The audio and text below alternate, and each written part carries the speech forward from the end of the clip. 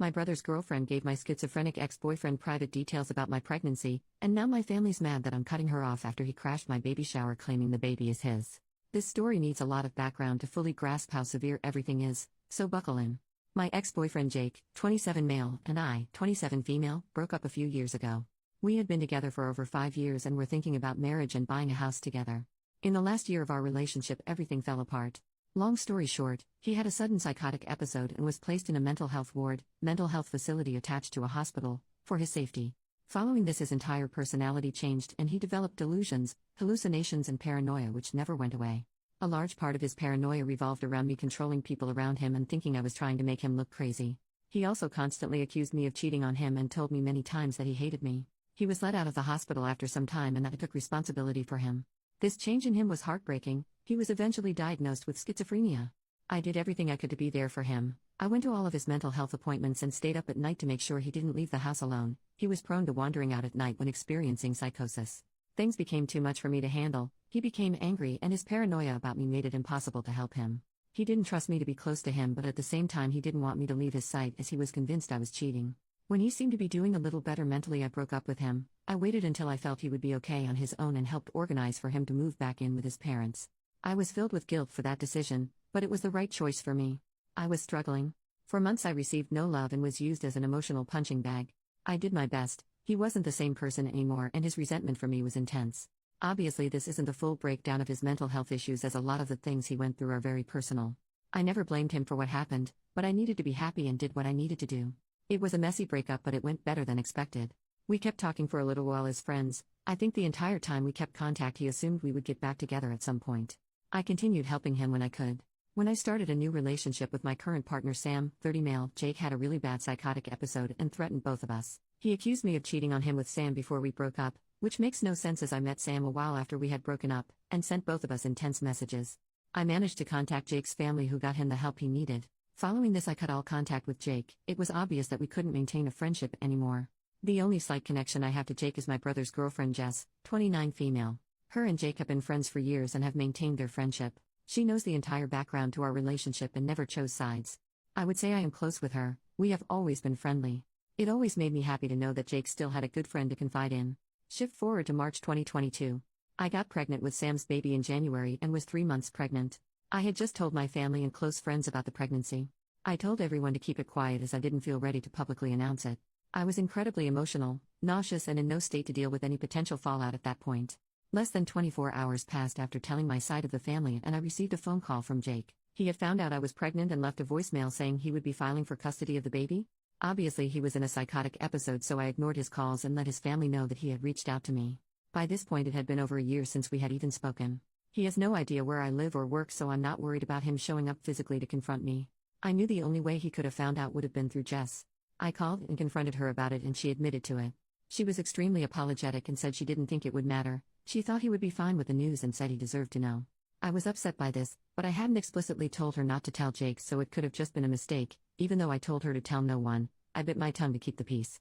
I forgave her but made it very clear that she shouldn't tell Jake any more information about me or the baby, and she agreed it wouldn't ever happen again. I didn't hear anything from Jake for months. Last weekend was my baby shower. Sam and I had the baby shower together. It was more of a party than a traditional baby shower. We hired a function room at a bar and invited 80 people to come celebrate.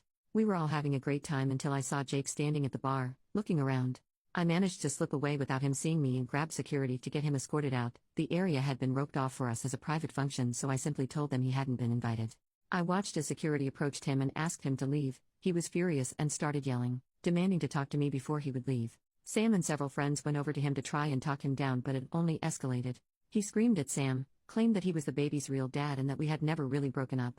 At this point I left to hide in the ladies' room until my mom came to let me know Jake was gone. He had eventually left after a little more screaming. I was mortified and we cut the baby shower short. I couldn't stop crying. It's now been a few days and I confronted Jess. She is the only person who would have possibly told him the location and time of the baby shower. I wasn't as kind on the phone with her this time. She admitted to telling him and apologized, but said how could I keep this a secret from him? I was furious and told her that she would no longer receive any news about me or the baby and that I would cut her out of my life. I'm not proud of it, but I screamed at her. I couldn't believe how irresponsible she had been. It wasn't her news to share. My brother called me after and asked me to forgive her. He knew she was wrong, but he didn't think he should also be punished for what she had done. He knew that by cutting her out, I also wouldn't be telling him any news about the baby. In part, he thought I should blame Jake for his reaction and not Jess, that she hadn't known he would show up. The damage was already done and I should let it go. But I honestly don't blame Jake for what happened. He is mentally ill and needs help. It's not his fault, and I know he will regret all of this when he comes back to a more clear headspace. I told his family what had happened and they told me he was readmitted to the mental health ward. He had threatened to harm himself if he wasn't allowed to see my baby. Regardless of whether I think he is at fault, I definitely don't feel safe with Jake now. I have a child to think about, and him thinking it is somehow his is pretty scary. I haven't budged with Jess or my brother. My family all think I should forgive her so my brother can meet his niece or nephew. We don't know the gender. But I just can't trust her. She already broke my trust once and I'm furious.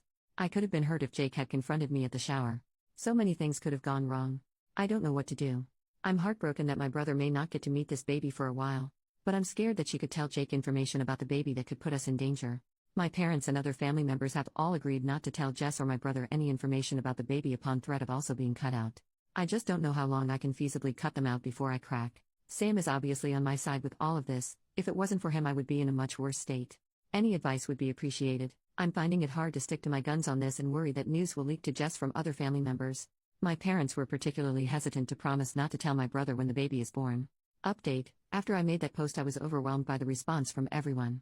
Thank you for all of the amazing advice I received. It definitely put everything into perspective for me and made me take things more seriously. Decided I should post an update as I received a lot of messages asking what had happened. I received a lot of comments doubting the motives of Jess, and unfortunately you guys were right. So, I had my baby earlier than anticipated. I'm happy to announce that Sam and I now have a beautiful son. He is currently 10 weeks old and was born at 38 weeks. We are absolutely smitten with him and couldn't be happier. Not long after I made my original post, Sam and I moved into a new house. We had been living in a one-bedroom apartment and decided we needed more space for our growing family. Part of our decision on our house was that it was further away from my brother and Jess. Our apartment had only been a 5-minute drive from them, and I felt uncomfortable knowing that Jake could potentially be visiting and we could run into him while walking the dog. I also didn't trust that Jess hadn't told him where we lived. Our new house is now a 45-minute drive away from them, and I feel much safer. We didn't tell them the location of our new home. We had been living in our new house for about a month with no issues. I heard from Jake's family that he was on an extended mental health hold at the hospital as his psychotic episode was not subsidizing and he refused to take his medication. I also warned them about his relationship with Jess and they seemed to take it seriously. They would keep an eye on them and told the hospital that she was not to be allowed visitation with him. My family stopped pestering me to forgive Jess. My mom had a heart-to-heart with me and finally understood why I had to cut my brother out. I didn't hear anything from my brother. Apparently my mom had stepped up and had a conversation with him about the severity of what Jess had done. It broke my heart to push my brother away as we had been so close.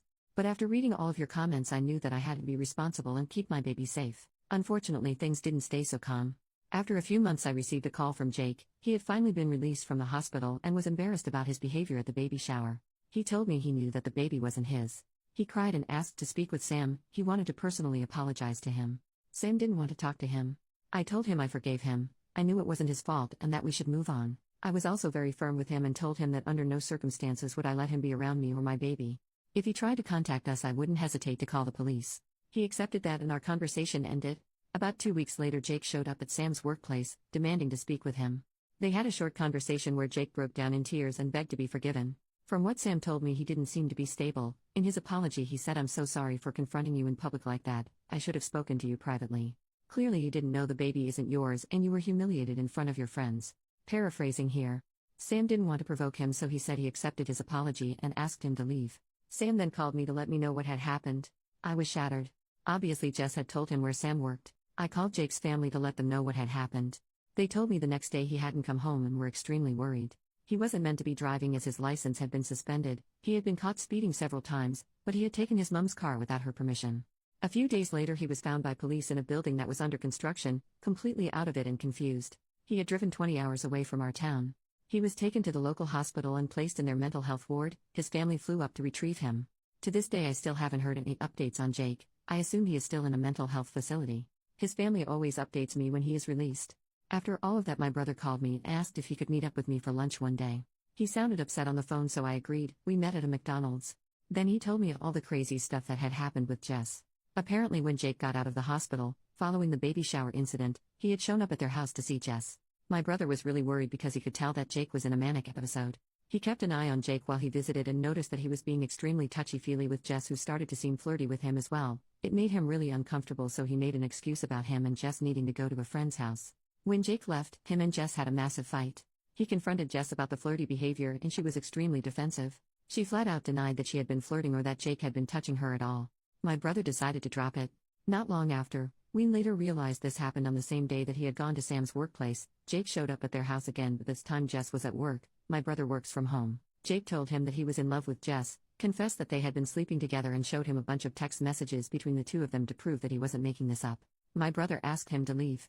When Jess got home, he confronted her. At first she tried to deny it but eventually confessed. She begged my brother to forgive her. She had realized after his outburst at the baby shower that she didn't love him. My brother was furious and told her to stay with her parents for a while. Ever since then he hasn't heard from her. It's been months now and it looks like things are over between the two of them. My brother feels terrible about what Jess did to me. Although I want to let him back into my life fully, I still don't trust that he won't eventually get back together with Jess. The two of them haven't officially broken up, and until that day comes I won't be sharing my address or photos of our son with him. So far my brother has met our son once at my parents' house. I still don't know why Jess decided to tell Jake about my pregnancy. But I'm so glad she isn't in our lives anymore. I haven't heard anything from her or Jake since. I'm constantly worried he could show up again.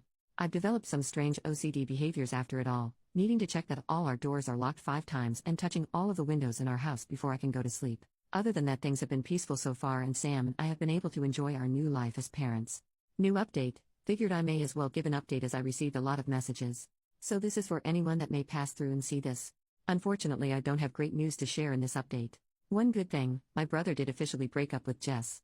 Our relationship is still strained after what happened, but we are able to talk and be civil now. Also, my life with Sam and our new baby has been amazing. Being a new parent is definitely hard, but I've been loving every second of it. I haven't gone back to work after my maternity leave. Thankfully, Sam makes enough that I can be a stay-at-home mom until I decide I want to go back. So on to the news with Jake. I didn't hear anything from him or his family for a while. I heard not long after making my last post that he was on a longer-term mental health hold and then had radio silence. I took that to be a good thing. Not hearing from him usually meant he was doing better. About a month ago I received a strange text from Jake at 2 a.m. I didn't see it until the morning. The message made no sense. He was talking about seeing someone who came back from the future, that he was being followed and needed to hide. He mentioned the movie director Christopher Nolan and how he had seen hidden messages in his movies and he was going to win $1 million with numbers that were hidden in his movies. Honestly, I've received similar messages from him before, so I wasn't too put off by it. I took a screenshot of the message and sent it to his sister so she knew he had contacted me. Then I kind of forgot about it. His sister didn't get back to me though, which I did find a bit strange. She normally messaged me back pretty quickly. 2 days later his sister called me. She was crying on the phone and asked me if I had received any other contact from Jake that night. I told her no. She explained to me that Jake had passed away that night. He unalived himself. Only hours after he had sent me that message. He had apparently sent the same message to about 20 people in his contact list. I don't know all of the details, but apparently that night he had managed to steal his mom's car again. She had been hiding her keys from him, but after ransacking the house he had found them. He went on a drive around the city. No one really knows the details of what he was thinking. But he rammed into another car and pushed them off the road. They slammed into a tree. Thankfully they weren't majorly injured. I later found out it was a young 17-year-old couple in the car. It was a hit and run. He apparently sped up behind them on a quiet road, hit them from the back and sped off. It was all caught on a dash camera. With the timeline we have, it seems he sent his message to everyone only 15 minutes after the accident. About 3 hours later he had passed away. I won't be sharing the details of that. His funeral happened and I decided not to go. With my complicated relationship with Jake, it just didn't feel right to me. One weird thing, Jess went to the funeral. I only know because she took a selfie crying at the funeral and posted it on Instagram with a caption preaching that we need to do more about mental health and supporting people. I was disgusted. It was incredibly hard to hear what had happened. I'm still processing it all. I feel guilty to admit this, but I also feel a sense of relief that my family doesn't need to be worried anymore. I do miss him though. I think I already grieved him when he changed in our relationship. It's hard to know he is physically gone. I can't even imagine what his family must be feeling. It's difficult for everyone involved. I'm so sad that it came to this. Obviously we all hoped he would make a recovery, that one day his psychosis and mania would just disappear completely. He was a good person, just a person that was impacted by mental health problems. I wish there had been a better outcome to all of this.